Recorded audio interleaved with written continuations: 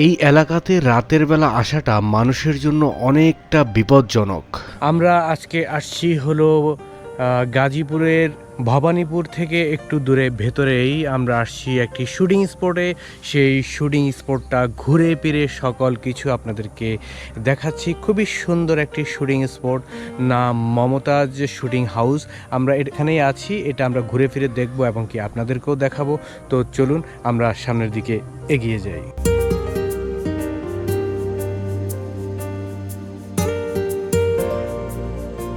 আসসালামু আলাইকুম। আমরা চলে এসেছি আজকে গাজীপুর জেলার ভবানীপুর মেম্বার বাড়ি থেকে একটু ভেতরে একটি অসাধারণ শুটিং স্পটের নাম তার Mamata shooting and picnic house. এখানে প্রতিদিনই নানা নাটক, বিজ্ঞাপন, শর্ট ফিল্ম এবং সিনেমার শুটিং হয়ে থাকে। চলুন একসঙ্গে ঘুরে দেখি এই স্পটের প্রতিটি দর্শনীয় স্থানগুলো। এখানে অনেকগুলো এমন বড় বড় সাইকাস গাছ দেখা যায়, যার মধ্যে প্রত্যেকটার মধ্যে দেখা যায় এমন ফুল এবং কি ফল হয়েছে। আর এই গাছগুলো থাকার কারণে স্পটের সৌন্দর্য আরো বাড়িয়ে তুলেছে। এখানে এই স্পটের চারপাশে এমন ছোট ছোট অনেকগুলো ঘর রয়েছে, যা শুটিং এর জন্য বা পিকনিকে আসলে দর্শনার্থীদের জন্য এগুলোর মধ্যে বসে যেন বিশ্রাম নিতে পারেন। এই স্পটের মাঝেই রয়েছে একটি পুকুর। পুকুরের দুই পাশ থেকেই মাঝের মধ্যে এমন জিনিস তৈরি করে রেখেছেন, যার দুই পাশ থেকে মানুষ পুকুরের মাঝখান পর্যন্ত গিয়ে দেখতে পারেন এবং পুকুরে একটি ঘাটাও রয়েছে। যেহেতু এই পুকুরে মাছ চাষ করা হয়, আপনি চাইলে তাদের সাথে কথা বলে হয়তো বড়শিও বাইতে পারেন, যদি তারা অনুমতি দেয়। পুকুরের মাঝে এমন ওয়াকওয়ে ও ঘরগুলো যা এই জায়গাটিকে আরো আকর্ষণীয় করে তুলেছে, যা দেখে বা থেকে আপনারা অনেক মুগ্ধ হতে পারেন। এখানে হাঁটা চলার মধ্যে আপনি যেদিকেই যাবেন সেদিকেই এমন বিভিন্ন প্রাণী স্তম্ভগুলো দেখতে পাবেন। যেমনটা দেখতে পাচ্ছেন এখানে ব্যাঙ এবং কচ্ছপ, কত বাহারি রঙে তাদেরকে সাজিয়ে রাখা হয়েছে শুধুমাত্র পর্যটকদেরকে আকর্ষিত করার জন্য।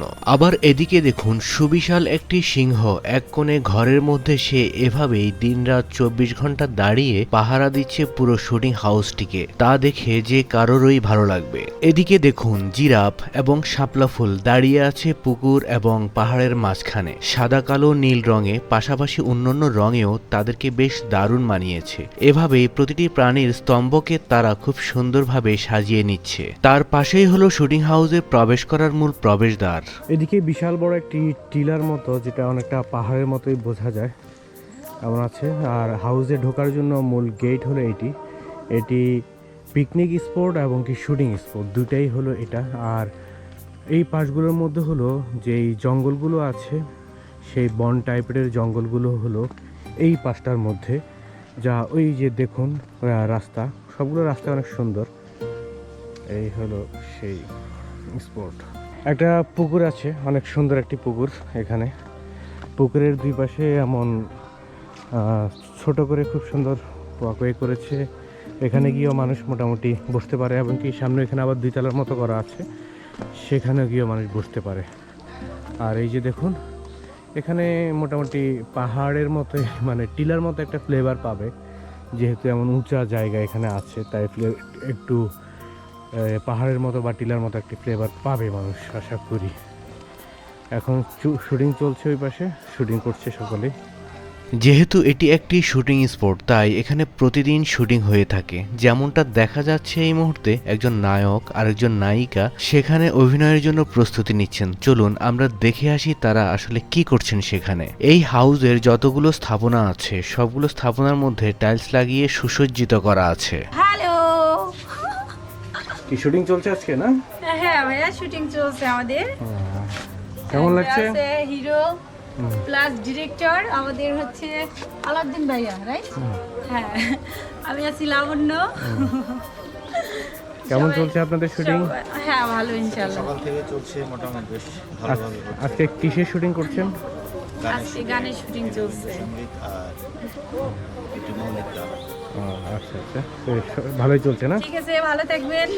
হাউসের এই পাশটার মধ্যে হলো ছোট একটি মাঠ, থাকার জন্য বাড়ি এবং রাখা হয়েছে একটি স্টেজ, যেখানে পিকনিকে আসা মানুষেরা এই স্টেজের মধ্যে বিভিন্ন প্রোগ্রাম করতে পারবেন। তার জন্য প্রস্তুত করা হয়েছে এই মঞ্চটি বেশ বড়ই আছে, অনায়াসে একটি মিউজিক্যাল প্রোগ্রামের সকল ইনস্ট্রুমেন্ট এবং সকল হ্যান্ডস একসাথে খুব সুন্দরভাবেই দাঁড়াতে পারবে।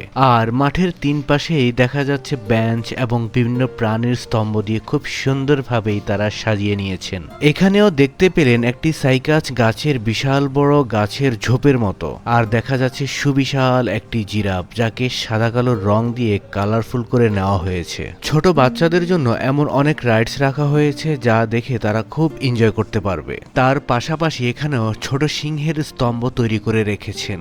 আর ফুল গাছ, যেদিকেই যাবেন ফুলের ছড়াছড়ি, সকল দিকে বাহারি রঙের অনেক ধরনের ফুল গাছ লাগিয়ে তারা সুসজ্জিত করে রেখেছেন। যারা ফুল প্রেমী আছেন তারা আসলে এখানে অবশ্যই ফুলগুলো দেখে আনন্দিত হবেন। তার পাশাপাশি এখানে বসে দোলনায় দুলে দুলে মুক্ত বাতাস নেওয়ার অনুভূতিটা আপনাদের অন্যরকম হতে পারে। শহরের কোলাহল ছেড়ে মুক্ত বাতাস খেতে ঢাকা থেকে মাত্র 1 থেকে 1.5 ঘন্টা দূরত্বে ঘুরে আসতে পারেন সকলে মিলে। এখানে দেখুন নানান রঙের শাড়ি পরে কলসি কাঁখে মাঠের এক কোণে দাঁড়িয়ে আছে একজন পেতনি বুড়ি। আর গ্রামের কৃষকের জমিনে লাগানো ধান এবং বিভিন্ন শাক সবজি প্রাণ ভরে দেখতে পাবেন। সাদা কালো রঙে দাঁড়িয়ে আছে একটি ঈগল, উড়তে গিয়েও হয়তো তার আর ওড়া হলো না। এভাবেই তাকে সব সময় এখানেই দাঁড়িয়ে থাকতে হবে, শুধুমাত্র দর্শনার্থীদেরকে আকর্ষিত করার জন্য। এখানে আবার বিভিন্ন কালারের রং মাখিয়ে দাঁড়িয়ে আছে একটি বাঘ। বাঘের দাঁত দেখুন, 4টা দাঁত দিয়েছে। এখানে আরেকটা আছে ঘোড়া। এমন পুরো মাঠের চারপাশ জুড়েই তারা এমন স্তম্ভগুলো তৈরি করেছে। এপাশে দেখুন আরেকটা প্রাণী, এই প্রাণীটির দিকে দেখুন। এখানে যে প্রাণীটিকে দেখছেন, এই প্রাণীটির নাম কি আপনাদের কারো যদি জানা থাকে তাহলে অবশ্যই কমেন্টের মধ্যে জানাতে পারেন। এখানে দেখুন একটি ঘোড়া দৌড়াচ্ছে, তারই একটি প্রতীকী তৈরি করেছে এখানে। বিশাল আকারের ঘোড়া এটা।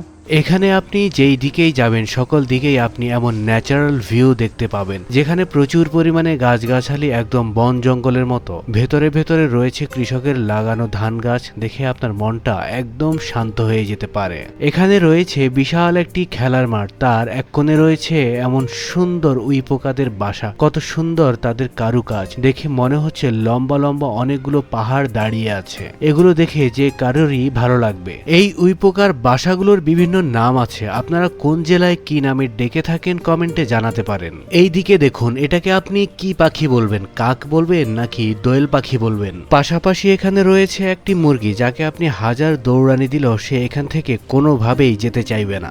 আর ক্যাঙ্গারু তো আছেই, 2 পা উপরের দিকে এবং 2 পা নিচে ভর দিয়ে এভাবেই দাঁড়িয়ে আছে, যা দেখে হয়তো পিকনিকে আসা বাচ্চারা অনেক মজা পাবে। দেখুন ক্যাঙ্গারুর বাচ্চাও তার পেটের জায়গাতে বসে আছে। যেহেতু সামনে পিকনিকের সময় আসছে, তাই পুরো এলাকা এবং পুরো স্পটটিকে বিভিন্ন রঙে রঙিন করে নতুনভাবে সাজিয়ে তুলছেন তারা। যেদিকেই যাবেন সেদিকেই বসার স্থান, বিভিন্ন প্রাণীর স্তম্ভ এবং গাছগাছালি দিয়ে ভরপুর পুরো এলাকাটি। হাউজের চারপাশেই এমন ছোট ছোট অনেক ঘর আছে, সেই ঘরগুলোকে নতুন করে আবার তারা সাজিয়ে তুলছেন। এখানে দেখুন এক লাইনে কতগুলো ঘর এবং বিভিন্ন আম গাছ দিয়ে এই এরিয়াটিকে সুন্দর করেছেন তারা, এবং প্রতিটি ঘরের ভেতরে বসে কথা বলার মতো পরিবেশ তৈরি করে দিয়েছেন। এই ঘরটির দিকে দেখুন কত সুন্দর, বিভিন্ন কালার দিয়ে তারা সুন্দর করে সাজিয়ে নিয়েছেন শুধুমাত্র পর্যটকদেরকে আকর্ষিত করার জন্য। সামনের এই রাস্তাটি গ্রামের দিকে গিয়েছে। এই পাশটা হলো টোটালটাই গ্রাম, আর যতটুকু জায়গা আছে সব জায়গার মধ্যেই তারা এমন বিভিন্ন প্রাণীর স্তম্ভ তৈরি করেছে। আপনারা দেখতে পাচ্ছেন যে এটা একটা হাতি, একদম জঙ্গলের ভেতরেই হাতি। দর্শক, এই যে একটা হাতি জঙ্গলের ভেতরে, এভাবে সব জায়গার মধ্যে তারা স্তম্ভ করে রেখেছে, একদম পুরা জায়গার মধ্যে, সেটা আমরা দেখতে পাচ্ছি এবং কি আপনাদেরকেও দেখাচ্ছি, যেটা সেটাই এইদিকে মাঠের মধ্যে শুটিং এর প্রস্তুতি চলছে। তারা মাঠে বিভিন্ন জিনিস দিয়ে সুন্দর মতো সাজিয়ে নিচ্ছেন। দেখা যাচ্ছে এখানে কতগুলো ছাতা মাঠের মধ্যে দিয়ে দিচ্ছেন শুধুমাত্র একটু সুন্দরের জন্য। আমরা এখানে যতটুকু জানতে পারলাম যে এখানে আজকে নাকি গানের শুটিং হচ্ছে, চলুন দেখে আসি। আজকে যুবরাজের দুটি গানের মিউজিক ভিডিওর কাজ চলছে। আপনারা দেখছেন কোরিওগ্রাফির জন্য আমাদের মোটামুটি সেট প্রফ দিয়ে আমরা সাজাচ্ছি। আশা করি গানটি আপনাদের ভালো লাগবে। আসসালামু আলাইকুম। আমরা গাজীপুরে শ্যুট করতে আসছি। আলাউদ্দিন ভাই সব কিছু অ্যারেঞ্জমেন্ট করছে, ডিরেকশন দিছে। এখানে আরও অনেকে আছে, ইউনিটে কাজ চলতেছে, আশা করি ভালো লাগবে। কথা হলো নায়ক এবং ডিরেক্টরের সাথে। দেখা যাচ্ছে ভায়োলিন মাঠের মধ্যে একাই বাজে। এদিকে ক্যামেরাম্যান এবং কোরিওগ্রাফার তারা তাদের মতো করে কাজ করে যাচ্ছেন। মাঠের অনেকটা জায়গা জুড়ে তারা সাজিয়ে কাজ করছেন এখানে। আজকে যে গানটা করতেছি এটা খুব সুন্দর রোমান্টিক একটা গান এবং ভালো লাগার ভালোবাসা সব মিলিয়ে। তো সবাইকে বলবো যে গানটা দেখবেন, দেখলে অবশ্য আমার পাশাপাশি আপনাদের সবারই ভালো লাগবে, কারণ গানটা সত্যিই অনেক ভালো, অনেক সুন্দর। তো ঘুরে ফিরে আমরা এই হাউজের অনেক কিছুই দেখেছি এবং দেখছি, তবে একটা বিষয় হলো এই হাউসটিতে খুব সুন্দরভাবে আরাম করে কাজ করা যায়। কোনো ঝামেলা নেই, কোনো কিছু নেই, আপনি আপনার মতো করে কাজ করে যেতে পারবেন। তবে সমস্যা হলো একটা, যেটা হলো আপনাকে এখানে আসতে হবে অবশ্যই দিনে দিনে। একটু রাত হলেই আসাটা হয়তো একটু মুশকিল হয়ে যেতে পারে, কারণ বন জঙ্গলের কারণে এখানে অনেক সময় ডাকাতের কবলে নাকি পড়তে হয়। তাই গ্রামবাসীরা আগে থেকেই তা সতর্ক করে রাখেন।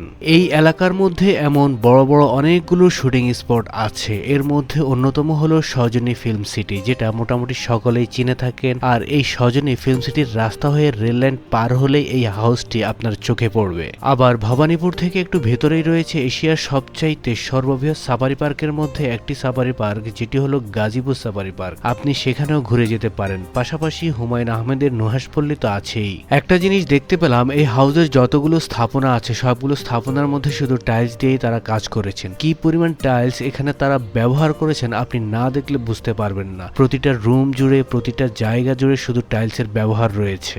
এটা হলো হাউসের মাঝের অংশ বা বাড়ির সামনের উঠোন হিসেবেও ধরা যেতে পারে, এবং বাড়ির ভেতরেও আরেকটি সুন্দর উঠোন আছে। আমরা এখন বাড়ির উঠোনের ভিতরের দিকেই যাচ্ছি। বাড়িটি মূলত চারিদিকেই সমান, চারদিকেই রুম করা, আর মাঝখানে বিশাল একটি উঠোন রয়েছে।